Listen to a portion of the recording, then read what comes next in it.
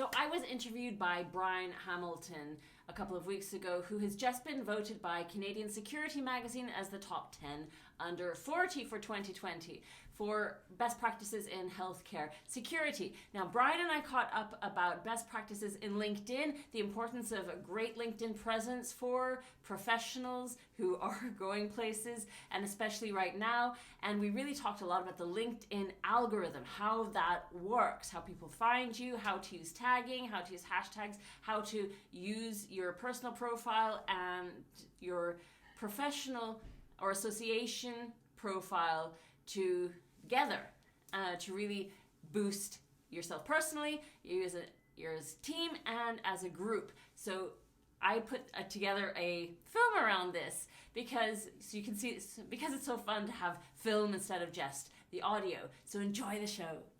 So today I wanted to go through a few recommendations for the most impactful changes to make to your LinkedIn profile.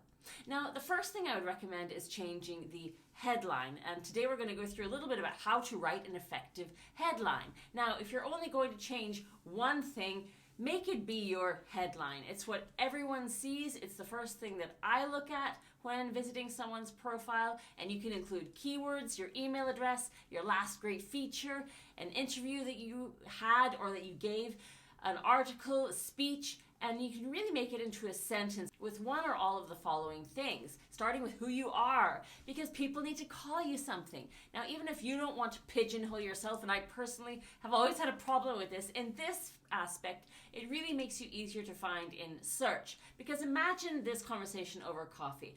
We have no leads coming in, and our competitors are really stealing our ground. Well, you need to call Mary Rose. And who's that? Well, she's an excellent inbound marketing specialist. And that's the pigeonhole.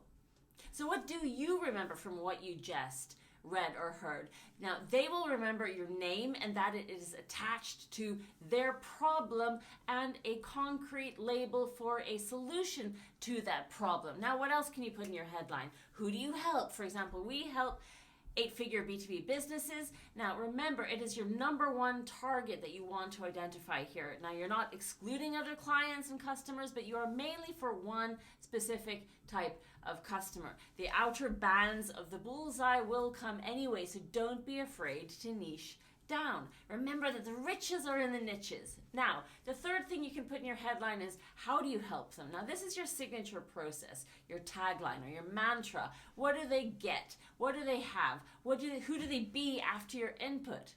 And the fourth thing is proof of what you say: awards, media pieces, interviews, talks, features, articles. And these are actually really, really important because what others say about you is so much more compelling than what you say about yourself. So the next recommendation that I would make is to make use of the summary. So what are some strategies to write an effective summary? Well, the second thing to change on your LinkedIn profile is your summary, and it's called About on LinkedIn. Now, either in your headline or in your summary, you should have these 4 things that we just discussed. In the summary, what you can also do is to add your specialties, how you can be contacted. And really, the contact info is important because LinkedIn likes to hide your contact info. So who you are, who you help, how you help them, and proof. These 4 things should be in your headline and in your summary. And the last thing that we really touch on a lot is about posting. So what should you as a professional be posting? Well, the third thing to look at really is how to post. The content that you create, the frequency, and timing, these are all key pieces here. Now, how you tackle this depends on the kind of people you are wanting to influence. And there are really 3 different kinds of people, depending on how close to awareness of their problem they are, awareness of you as a solution, and how urgent and close to the buy they are. And if you are doing your job correctly, you will be doing different things to be receptive to each type of person. Now, how often should you be posting? Now, this is a great question. So, look, the number one thing here is consistency on an ongoing basis. The worst thing to do is have a flurry of posting when you need a job or you need a sale. Now, we use a process for consistent visibility and presence. Now, digital and social channels are super important for work, so you need to really show up on your channel, like your LinkedIn profile. Now, ideally, we would post or share something every day. Now, that's not realistic for most people, so what we recommend is to use a scheduler that does that for you. A minimum of once a week, you should be showing up so that you don't have to write anything even, or you could just share or comment on other people's posts. But look, once a week is a minimum in our world. Now, and while we're on the topic of posting, let's talk about how you can share and post things that are more impactful for larger audiences using tagging and hashtags. Okay, so tagging and hashtags are huge. They make people really notice if you tag them, and also people who are following them notice. So tagging is a fantastic way to leverage other people's audience and activity. And hashtags are awesome because people who follow, say, sales or leadership feeds and groups will see posts that also follow these hashtags. And the way LinkedIn's algorithm works means that it will show more people your stuff when you are tagging, and really the more people who are seeing your things, the more people it will show them to. That's the way the LinkedIn algorithm works. So let's talk a little bit about the LinkedIn algorithm.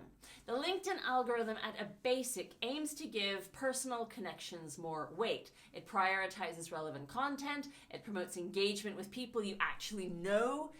It prioritizes personal connections, interest relevance, engagement probability. And so really the LinkedIn algorithm is something you need to be aware about to maximize LinkedIn. Now, a lot of people have a question around the profile pic. Do you need a professional photo? What do I recommend as best practices? So look, gone are the days of professional pics, in my opinion. It totally depends on who you want to impress. So really the question is, who does your ideal client want to see sitting across the table from them? So what I would do is to Google image your ideal client and look at who are they smiling beside? Who do they want really to be seeing you with and look like? And that's really going to show you in Google Images and feeds where you see events that they're at and so on, that you can tell a lot about what kind of profile pic you should be having from using Google Images and just really thinking about what kind of person your ideal client would want to be seen sitting across the table with. Now, a question that I get all the time is, how do we promote our association or our organization or our company on LinkedIn?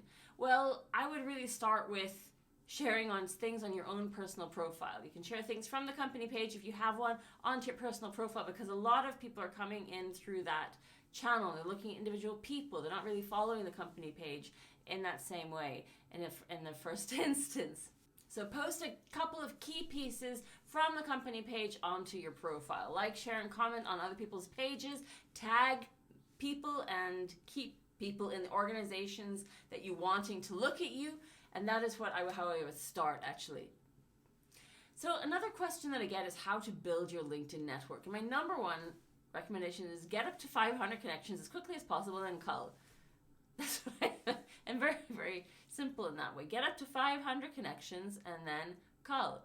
Because if you have fewer than 500, it kind of feels that it gives people the impression you're not really on LinkedIn, actually.